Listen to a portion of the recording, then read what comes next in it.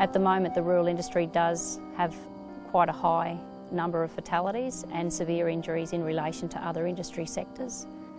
When we're talking about severe injuries, we're not talking about, a couple of stitches or a crushed finger. We're talking about amputations and people maybe never returning to their work again.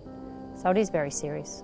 It's very, very important that we work with industry to try and find solutions to some of those high-risk activities and hopefully reduce those severe injury and those fatality rates.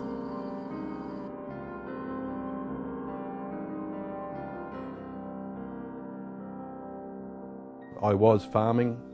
Most of my life I was on the farm, but I did have a tractor accident and that changed all. He was the type of person who had to be busy all the time. Everything had to be done today and not tomorrow. And I guess I was in the prime of my life. I was 38 and I was pretty much bulletproof. Life was great, and then bang. But that's the way it can happen. He mentioned to me that he was going to slash the paddock, and I said, well, you be damn careful on that hill. I was slashing some fairly high scrub. You couldn't really see too far in front of you, but at the actual time of rolling it, I was looking up the hill and thinking, well, I've only got another hour and a half. He had remembered some rocks in the paddock, but he couldn't remember where they were. When I hit the rock, it was certainly a combination of the slope of the hill. There was a washout on the bottom side of the rock as well, and the height of the rock. Basically, the impact of hitting the rock was just, I had no control at all. Just flipped over 360 sideways and catapulted me out down the bottom side. I hit the ground and I rolled, and then when I stopped, I looked up and here was this tractor wheel coming down on top of me, and I just screamed. I knew I was in strife. My body was flat. The tractor had actually got me across the groin and the pelvis, and there was blood everywhere. My fear was that I had a broken back. And when I wriggled the toes on the left one, it worked. The right one eventually stopped. I then hauled myself around, and that was the most excruciating thing I'd ever done. I had white lights just flashing before my eyes, and it just felt like I was leaving the bottom half of my body behind. It was as if it was hanging by just by a nerve. It was extremely painful. I strongly believe that to get through something, you need to focus on something that is really dear to you. I had to live for my family. We had a 3-year-old girl. So that was my focus. It was a long wait. I saw my wife going to town. I saw the dust and I thought, well, there goes one avenue, because I was thinking she'll come looking for me.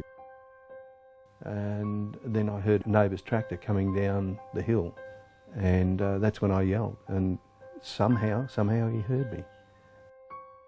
my neighbour rang me and said that Garry had an accident, could you come over straight away? And I stood beside him on the stretcher and tried to keep him calm and talk him through it.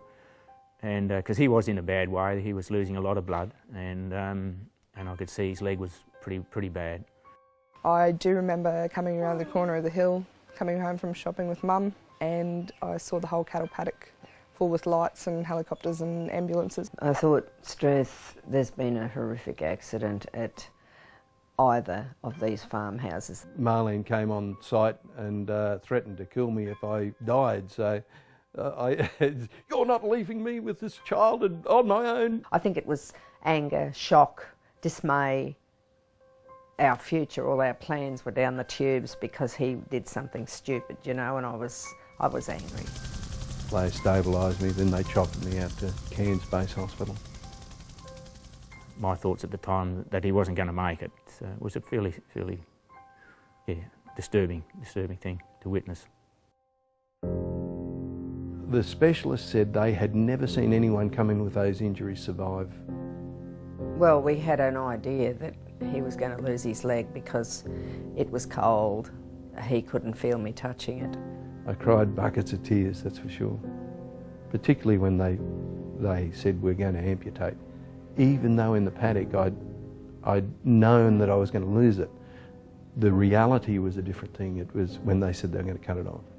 After they shaved my whiskers off, Crystal didn't recognise me, and that was huge.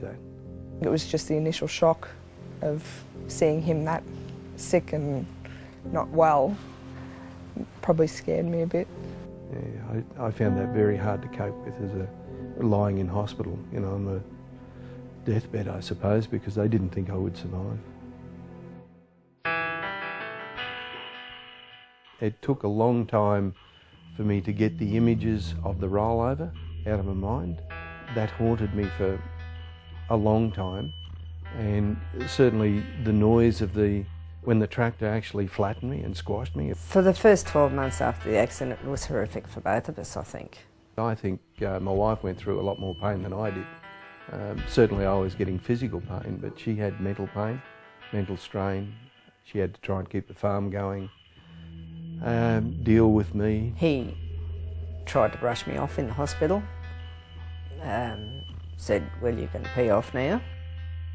I was shocked, you know, and I just said, hey, we made some vows a while back, in sickness and in health, and I meant what I said. I didn't have insurance for me. Looking back, I guess I was bulletproof. It wasn't going to happen to me, and yet when you look at it now, it's so stupid because I was the main cog. Without me, the farm didn't exist. They were struggling at the time, trying to make the farm work, and Garry is in, you know, development stage with his bananas. And Mum had to stay on the farm and try and run the farm when Dad went out to sell fertiliser, I think it was, and he was gone for 1 or 2 weeks at a time, and I think that was hard on Mum. And I just said to Garry, I know it's going to break your heart to leave it go, but the dream is now a nightmare for me. I can't handle much more stress. I've just about had all I can take. And I think that's why the farm ended up getting sold in the beginning. I think that's one of the reasons, and because of course Dad couldn't do all the things he used to. With the fact that I couldn't ride a horse, I gave up my dream of cattle, ever owning a cattle block. It was just like slamming a book, you know, it was the final chapter, and I knew I'd never go back to it. So, yeah, it was difficult, but life goes on. In Garry's situation, the incident could well have been prevented. He was under a lot of pressure to do the job. He was a man that pushed himself. It's not that he was careless, I guess he was overconfident in his ability and always racing against time. Look, the accident could have been prevented, there's no doubt about that. Being on the farm all my life, and complacency certainly did play a part. There's a couple of things I did wrong, apart from certainly not having the roll frame on. The rollover frame would have stopped the tractor rolling, but I was slashing country where I couldn't see, and I was using a 60 horsepower tractor where I should have been using a dozer. It's as simple as that. Right machinery, right job. I didn't have the right machinery. So with any incident, there's always a lot of factors. There's always factors surrounding the person, the piece of equipment they're using, and the environment they're using it in. And it's being able to recognise those risk factors and do what we call as a risk assessment. Sometimes you put yourself into a situation where you know you shouldn't be. I did some foolish things. I was fortunate enough that I got through it. Unfortunately, a lot of people out there won't make it. From this story, I hope people take home the fact that incidents can happen to anybody. You can be a competent person, you may have been brought up on the land and you may have done that same job over and over again, but the more risks you take, the more you increase the likelihood of having a severe injury or a fatality. I'd really like people to hopefully watch this and just sit back and take a bit of time and absorb it. Think about what can go wrong, and if you're doing something at home that you know is wrong, please pull up, take some time to fix it. The best advice I can give farmers is think about your family. Keep a safe workplace, because you've got your family to go home to, and if you don't go home to your family is going to be heartbroken, because your family is what matters. Workplace health and safety should be an integral part of all of our business. It should never be isolated. We need to include safety in everything that we do to change people's behaviour. And everyone has the right to go to work, put in a good day's work and come home a little dirty at the end of the day, but be home and be home with your family. At the end of the day, if you're alive, well, you're going to be coming home to your wife and children and your grandchildren. I guess that's the ultimate prize, isn't it? To be able to live a long and healthy life on the land and enjoy it, because it's an enjoyable life on the land. There's no two ways about it. I've seen a lot of people go through incidents, have come out with injuries similar to Garry's and some worse, that their marriages are broken down, they've lost their properties, they're isolated from their families. Their whole life has been turned upside down. Life without each other, I shudder to think what it would be. He's a really tough man. He's a fighter, and very impressed with the way he pulled through the whole thing. When I was 3, it didn't really occur to me that he could die. But now that I'm older, I kind of think, wow, how lucky I really am to still have him around. We now have an irrigation shop. I think we're just about back to where we were pre the accident, and it's taken 17 years. We nearly lost everything in the process financially, but the strength was still there. You know, my wife stuck by me, the family stuck by me, and I think that was the greatest asset I could have had.